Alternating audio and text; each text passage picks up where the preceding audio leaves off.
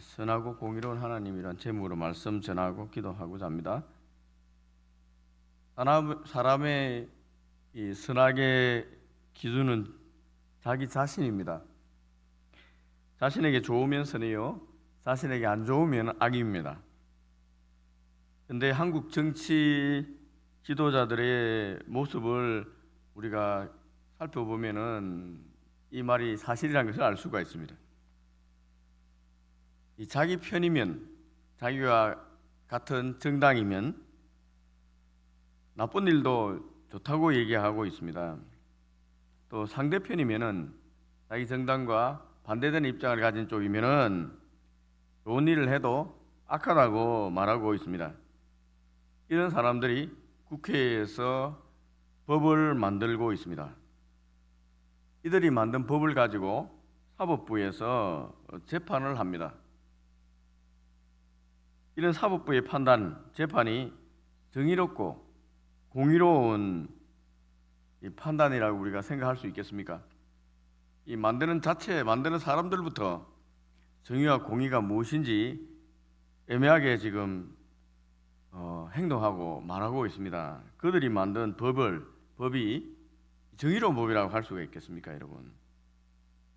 그 법을 가지고 판단한 재판부를 우리가 불신하게 되는 것, 이유가 있는 것입니다.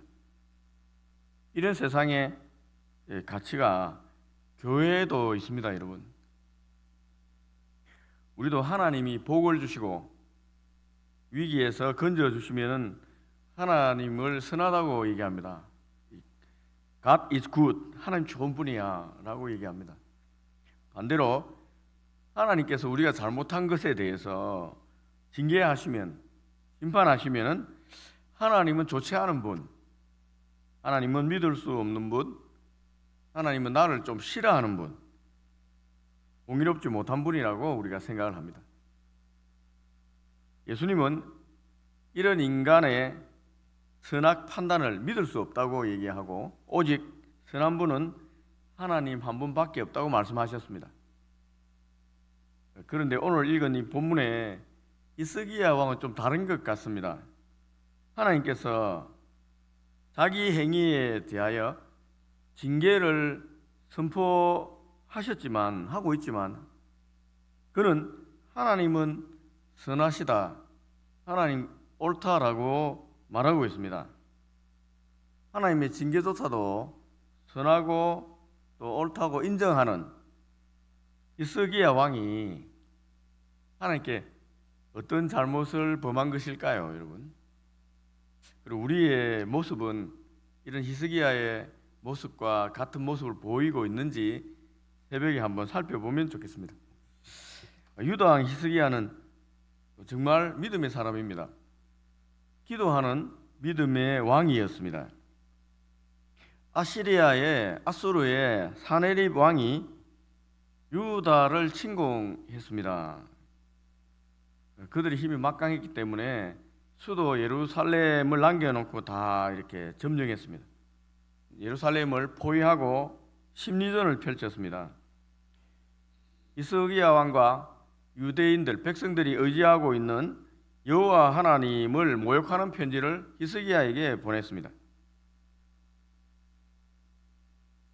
여호와 하나님을 신앙하는 북이스라엘은 망했으니까 너희들도 여호와 하나님 의지하다가 망할 거니 자기 백성들 선동하지 말고 히스기야 왕에게 항복해라 하는 내용이었습니다.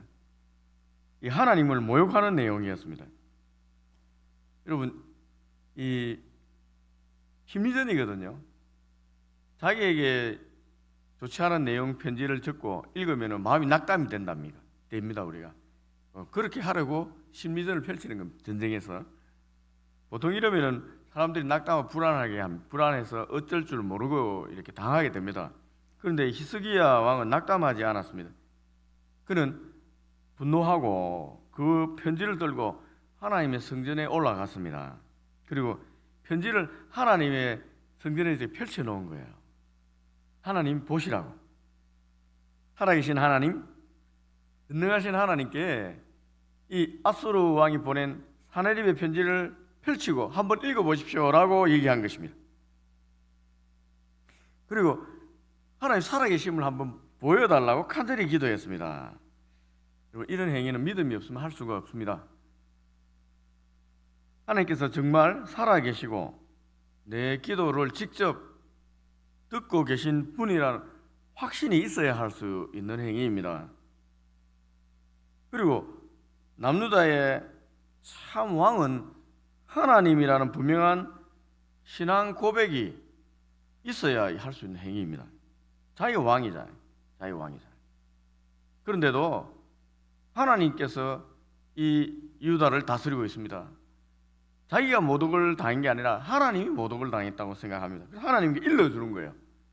하나님 일러 바치는 것입니다. 이 믿음이 없으면 할 수 없는 행위입니다. 교회 주인이 주님이라고 생각하신다면 교회에 어려운 일이 생기면은 어떻게 행동을 하겠습니까? 누구에게 먼저 찾아가겠습니까? 여러분,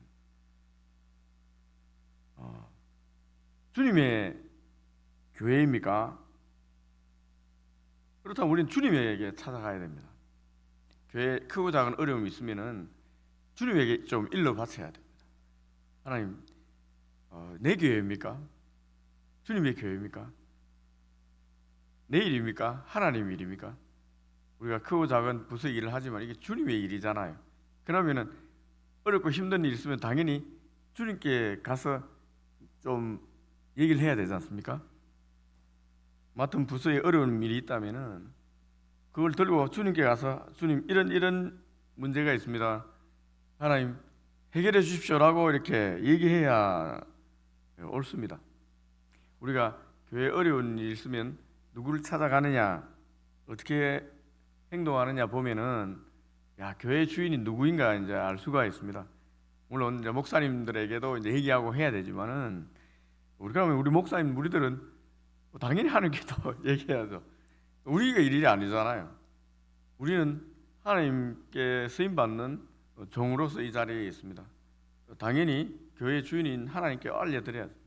너무 크고 작은 문제, 우리에게는 큰 문제지만 하나님께는 큰 문제가 없습니다. 하나님께 못할 일도 없습니다. 그러니 우리 혼자 끙끙 앓고 있을 이유가 없습니다. 히스기야 왕이 참 지혜로운 왕이죠. 이 얼마나 힘든 일입니까? 이 아수르가 점령하고 있고 자기는 왕인데 어떻게 할 방법이 없는데 지금 성전에 가서 하나님께 아뢰는 거예요. 하나님, 나는 힘이 없습니다. 하나님이 주인이잖아요. 하나님이 유다를 이끄는 왕이지 않습니까? 이렇게 모욕을 하는데 하나님 가만히 계시겠습니까? 라고 편지를 들고 성전에 펼쳐놨는 거예요. 어떤 부서에 예산이 부족합니다. 행사를 할 때. 그럼 어쩌겠습니까? 히스기야 왕의 행동처럼 하면 좋겠습니다. 이 회계를 맡은 분이 있다면은 재정 또 지도자라면은 이 장구를 들고 교회 와서 펼쳐놨고 하나님 장구 좀 보십시오. 이 지출과 수익이 있는데 안 맞습니다. 일은 해야 되는데 돈이 부족합니다. 하나님 교회 아닙니까? 하나님 일 아닙니까? 돈 좀 채워주십시오 라고 기도 좀 하십시오. 기도해야 되지 않습니까? 교회, 학교가 어렵습니다. 학생들이 많지 않다고 합니다. 그럼 어찌해야 됩니까? 여러분, 세상 탓만 해야 됩니까? 애 안 낳는다, 결혼 안 한다 탓 아닙니다. 여러분, 하나님은 없는 것을 있는 것으로 만들 수 있는 분 아닙니까? 하나님께 나아가서 우리 교회 학교 사람들 펼쳐갖고 학생들 이거밖에 안 됩니다. 하나님 좀 채워주십시오. 안 그러면 어떻게 불러드리든지 하나님 만들어주시든지 하나님 좀 해주십시오. 기도해야 됩니다. 그럼 하나님께서 우리 청년들 결혼을 막 시켜서 애를 쑥쑥 낳게 하든지 그러면 바로 부흥될 겁니다. 안 그러면 또 젊은 사람들을 보내주시든지 우리 전도의 영을 부어주시든지 그럼 또 교회가 부흥하는 겁니다. 여러분, 우리에게는 방법이 없지만 하나님에게 방법이 있습니다. 이렇게 기도해야 됩니다. 히스기야 왕이 이렇게 기도할 때 효과가 있었겠습니까? 효과가 없었겠습니까? 효과가 있었습니다, 여러분. 히스기야는 살아계신 하나님을 믿었기 때문에 하나님 면전에 나가서 지금 어린아이처럼 매달린 것입니다. 참 유치하잖아요. 어찌 보면 유치하다고 생각하잖아요. 이 편지 들고 하나님 성전에 가서 펼치라고 읽어봐라고 이러는 거. 근데 하나님께서는 이 어린아이 기도의 마음을 듣는 거예요. 어린아이처럼 기도하는 거. 여호와 하나님 그의 기도를 듣고 그날 밤에 천사를 보내서 아수르의 18만 5천 명을 죽여버렸습니다. 다 죽여버렸어요. 그날 밤에. 아수르 사네리 왕은 두려워서 자기 나라 수도 니느웨로 도망갔습니다. 그러다가 자기 아들의 칼에 맞아 죽어버렸습니다. 반역에 죽여버렸습니다. 놀랍지 않습니까? 더 놀라운 기도를 했습니다. 히스기 왕은 하나님 너 병들어 죽는다라고 하나님께서 직접 이사야 선지자를 통해서 말했음에도 불구하고 히스기야는 얼굴을 벽으로 하고 하나님께 살려달라고 부르짖었습니다. 하나님 너 죽는다 하나님께서 얘기했는데도 불구하고 하나님께 살려달라고 또 기도했어요. 오늘 읽은 본 20장 3절에 있는데 위에 있습니다. 여호와여 구하오니 내가 진실과 전심으로 주 앞에 행하여 주께서 보시기에 선하게 행한 것을 기억하옵소서 하고 히스기야가 심히 통곡하니라. 하나님 좀 살려달라고 눈물 통곡한 거예요. 내가 진짜 하나님 잘생겼지 않습니까? 하나님 또 어린아이처럼 살려달라고 통곡하면서 또 매달리는 겁니다. 하나님께서 이 기도에 또 반응했겠습니까? 예, 반응했습니다. 우리 하나님. 하나님 눈물에 약합니다. 우리 하나님은 눈물에 약한 하나님, 긍휼이 한이 없는 하나님입니다. 그래서 이 히스기야 통곡을 듣고 어린아이처럼 우는 거 듣고 15년의 생명을 더하여 주셨습니다. 왜 남자 성도보다 여자 성도 기도가 더 효과가 있는 것 같습니까? 남자는 잘 통곡을 못 하거든요. 남자도 울면은 기도 효과 확실한데 잘 안 울거든요. 근데 여자 성도들은 잘 울잖아요, 그죠? 그래서 통곡을 많이 하는 교회는 우는 울음소리가 많은 교회는 하나님 응답이 많은 교회입니다. 그러니까 여러분들 많이 울어야 됩니다. 많이 우신 분들 있죠. 이 자리에서 많이 우신 분들 뒤돌아보시면은 하나님께서 그 울음에 결코 외면하지 않았습니다. 다 하나님 응답을 해주셨고 또 해주실 겁니다. 많이 울기 바랍니다. 옛날에 저도 좀 울은 것 같은데 요즘 잘 눈물이 안 났어요. 눈물 흘리는 기도를 많이 하면 좋겠습니다. 이사야 선지자가 하나님 말씀대로 무화과 반죽을 가지고 상처에 놓자 병이 나았습니다. 히스기야 입장에서 보면 참으로 하나님이 좋으신 하나님 아닙니까? 좋으신 하나님이잖아요. 자기 기도를 들어주고 응답하시는 하나님, 좋으신 하나님이라 고백하는 당연한 것 같습니다. 그런데 오늘 본문에 보면은 이 약간 다른 하나님께서 자기의 징계를 하는데도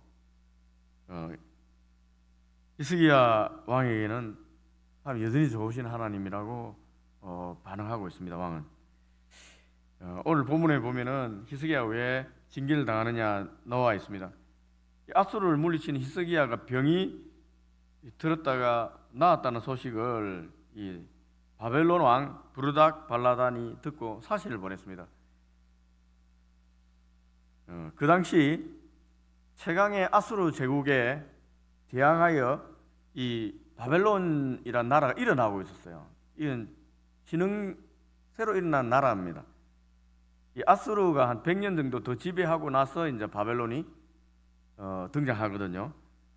그때까지는 아수르에 의해서 침략당하고 이렇게 지배당한 나라가 바벨론이었습니다. 그 세력이 다시 일어나고 있는 거예요. 어쨌든 바벨론은 아수르를 대항해서 이제 자기 동쪽에 이제 전선이 형성되어 있습니다. 그런데 대부분 팔레스타인 땅, 이스라엘에 있는 이 팔레스타인 땅이 다 아수르에 지배당했는데 이 남유다 왕만 아시리아의 사네립과 전쟁에서 승리했다는 소식이 들린 거예요. 그것도 18만 5천 명이라는 아시리아의 정예군이 유다에게 전멸당했다는 소식을 들은 것입니다. 여러분, 전쟁은 이 기세 싸움입니다. 기세라는 것은 우리도 이길 수 있다 하는 생각을 가지면 기세가 오르는 것입니다. 바벨론 입장에서는 유다가 아시리아와 전쟁에서 살아남고 이겼다는 소식은 굉장한 큰 기쁨의 소식이었습니다. 절대 무적과 같았던 아시리아 군대가 패했다는 것은 자신들도 그들과 싸워 승리할 수 있다는 희망이 생기기 때문에 그렇습니다. 바벨론 왕은 유다에 관심을 가지는 것 당연합니다. 아시리아의 전쟁 후에 유다 왕 히스기야가 병이 들어 죽게 되었다는 소식도 그는 전해 듣고 있었어요. 저건 친구가 아닙니까? 자기 친구가 병드는 거예요. 그러니까. 그런데 히스기야 왕이 병에서 나았다는 것입니다. 급하게 축가 사절단을 히스기야에게 보냈습니다. 이사야서에 보면은 이 부르닥 발라단이라고 되어 있는데 무르닥이라고 되어 있습니다. 아마 이사야서가 올 거라고 생각이 됩니다. 이 무르닥 발라단의 사절단이 이 바벨론에서 유다의 예루살렘까지 왔습니다. 그들이 온 이유는 명목으로는 히스기야 왕이 낳은 걸 축하하기 위해서 온 것입니다. 그러나 실질적인 이유는 이 반아시리아의 전선을 확장하기 위해서 왔습니다. 자기 협력하자는 거예요. 손을 잡자, 같이 싸우자 하기 위해서, 협력을 강화하기 위해서 왔습니다. 또한 어떻게 당시 최강의 아시리아 제국의 군대와 싸워서 이겼는지 그 승리의 이유를 알고 싶었습니다. 당시 새로운 패자로 떠오르는 바벨론의 또 미래에 자신과 다툴 정도의 힘을 가졌느냐, 유다의 능력을 파악하고 싶었어요. 이 세 가지 의도로 왔습니다. 만약 히스기야가 국제 정세에 눈이 밝은 인물이었다면 바벨론의 힘과 의도를 파악하고 있었을 것입니다. 그래서 그들에게 약점을 보이지 않았을 거예요. 그런데 히스기야는 그 정도 안목을 가진 지도자가 아니었습니다. 또한 하나님을 경외하고 기도할 줄 아는 왕이었음에도 불구하고 그는 먼 나라 신은 강대국에서 자신에게 사신을 보내서 축하하고 높여주자 그만 어깨에 힘이 들어가 버렸습니다. 교만해진 거예요. 믿음의 왕이라도 이렇게 자꾸 이렇게 높여주면 어깨에 힘이 들어가 교만해지는 거예요. 우리 신앙이 좋다고 하지만 자꾸 주위에서 잘한다 멋지다 이라는 것은 여러분 살리는 것이 아니라 죽이는 것입니다. 예루살렘에서 바벨론의 사신들이 히스기야 왕에게 말합니다. 대아시리아 제국군을 몰살시킨 위대한 대왕이여, 죽음도 비껴가게 만든 왕이여, 만수무강하옵소서. 바벨론 왕 무르닥 발라단이 왕에게 경의를 표합니다. 부디 왕의 용맹과 승리의 비결이 무엇인지 가르쳐 주십시오. 예루살렘의 강력한 힘이 무엇인지 한번 보여주십시오 하고 이렇게 아부를 했을 것 같아요. 히스기야 왕이 기분이 좋아졌습니다. 그냥 솔직하게 말하면 좋았을 텐데 나는 아무것도 한 게 없습니다. 우리에게 힘이 없습니다. 우리가 신앙하는 여호와 하나님께서 도와주셔서 간밤에 아시리아 군대를 다 몰살시켜 주셨습니다. 하나님이 우리의 방패, 우리 힘입니다 라고 했으면 좋았을 텐데 그만 우쭐해진 그는 자신이 대단한 왕이라는 사실과 유다가 강력한 국가라는 것을 과시하기 위해서 자기 가지고 있는 걸 모두 다 보여주었습니다. 13절 보세요. 보시면 자기 보물고의 금은과 향품과 보배로운 기름과 그의 군기고와 창고의 모든 것을 다 사자들에게 보였는데 왕궁과 그의 안에 있는 모든 것을 다 보였다고 얘기했습니다. 한마디로 과시해서 나 이 정도 왕이야, 이 정도 힘을 가지고 있는 나라야 라고 보여준 거예요. 사단의 교만의 뿔에 찔려 버렸습니다. 이게 찔린 겁니다. 사단의 뿔에 찔린 겁니다. 히스기야는 자신도 모르게 찔린 거예요. 사단은 우리가 승리한 후에 넘어뜨리기 위해서 조용히 덤벼듭니다. 고난의 때는 하나님께 매달리고 하나님께 나아가 기도했습니다. 그러나 승리하고 난 다음에는 긴장이 풀립니다. 그래서 하나님의 전신갑주를 벗어버리는 거예요. 히스기야가 믿음 약할 때는 전신갑주가 있었어요. 편지를 받을 때 어땠습니까? 하나님 전에 가서 먼저 보고를 했잖아요. 하나님께 아랬잖아요. 믿음이 전신갑주거든요. 우쭐 승리하고 우쭐해지다 벗어버렸어요. 자기 힘으로 한 것처럼 얘기하고 있는 거예요. 그때를 놓치지 않고 사단이 팍 찔러버리는 거예요. 팍 찔러버립니다. 여러분, 일이 잘 될 때, 하나님의 축복이 넘칠 때 넘어질까 조심해야 됩니다. 우리가 잘 되면 잘 될수록 더 강력한 대적이 나타난다는 것입니다. 더욱 기도하고 주님의 십자가 앞에 엎드려야 합니다. 왜 십자가 앞에 가서 엎드려야 합니까? 주님의 십자가는 우리의 마음을 낮추기 때문에 그렇습니다. 다른 것은 낮추지 못하는데 주님 십자가만이 우리의 교만한 마음을 낮출 수가 있습니다.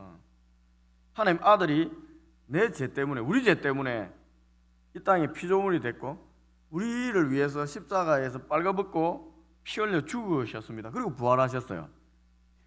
여러분, 이 십자가를 바라볼 때 우리는 이 땅이 전부가 아니라는 걸 알게 됩니다. 부귀공명도 사실 다 헛된 것입니다. 십자가에 나아갈 때 우리는 참으로 중요한 진리가 무엇인지 보게 됩니다. 이때 이생의 자랑, 안목의 정욕, 육체의 정욕을 내려놓고 주님처럼 청빈한 삶 살게 되는 거예요. 그리고 정결한 삶 살게 됩니다. 그리고 하나님 앞에 모든 것 내려놓고 순종하는 삶 살게 되는 것입니다. 십자가의 능력이 마귀의 욕망의 뿔, 교만의 뿔을 이기는 것입니다. 히스기야가 교만에 무너지자 하나님께서 이사야 선지자를 보내서 징계를 선포하신 것입니다. 히스기야가 보여준 왕국의 모든 보물, 군기와 항품, 그리고 그 나라의 모든 사람들까지 다 바벨론에 뺏기게 될 것이고, 심지어 왕의 후손들 중에 바벨론에 환관이 되는 치욕을 겪게 될 것이라고 하나님께서 징계를 선포하셨습니다. 여러분들이 이런 말을 하나님께 들은다면 어떻게 반응하시겠습니까? 하나님께 화를 내겠습니까? 아니면 마음이 섭섭해지지 않겠습니까? 입에서 하나님을 대적하는 말도 나오지 않겠습니까? 그런데 히스기야는 자신에게 하나님 심판을 하시겠다고 하나님께 직접 말씀하셨지만은 하나님이 선하고 옳다고 인정하고 있습니다. 하나님의 공의로움을 인정한 것입니다. 다윗처럼 자신의 죄를 인정하고 회개했습니다. 번역상에 어감이 좀 미묘한데 19절 표준 세번역으로 제가 한번 읽어드리겠습니다. 히스기야가 이사야에게 말하였다. 그대가 전하여준 주의 말씀은 지당한 말씀이요, 히스기야는 자기가 살아있는 동안만이라도 평화와 안정이 계속된다면 그것만으로도 다행이라고 생각하였다. 하나님께 자기 실수를 인정한 거예요. 그리고 하나님 징계가 옳다고 얘기한 것입니다. 히스기야의 믿음이 정말 좋은 믿음인 것 같습니다. 다윗도 실수하고 히스기야도 실수합니다. 말씀을 맺습니다. 하나님의 공의는 사람을 차별하지 않습니다. 아무리 사랑하는 자녀라도 잘못하면은 징계의 채찍을 들고 때리는 거예요. 그게 하나님. 다윗도 히스기야도 하나님께서 잘못하다 징계 채찍을 들고 때렸습니다. 공의로 심판하셨습니다. 그럼에도 불구하고 하나님은 회개하는 자에게 긍휼을 베푸셨습니다. 하나님의 공의는 사랑을 포함하고 있습니다. 십자가는 우리를 향한 하나님의 공의의 심판이십니다. 그러나 우리는 십자가를 보고 십자가를 통해서 하나님 사랑을 경험하게 됩니다. 히스기야는 하나님의 심판송에서 은혜를 경험했습니다. 하나님은 선하신 분이라고 고백하고 있습니다. 새벽에 우리는 선하고 공의로운 하나님을 믿고 있는지 한번 살펴보면 좋겠습니다. 내 삶에 일어난 크고 작은 일들 속에 하나님의 공의가 있고 하나님의 자비가 있습니다. 믿는 자는 십자가를 통해서 우리의 삶을 해석해야 될 것 같습니다. 새벽에 자기를 한번 살펴보는 은혜가 있길 바랍니다. 기도하겠습니다.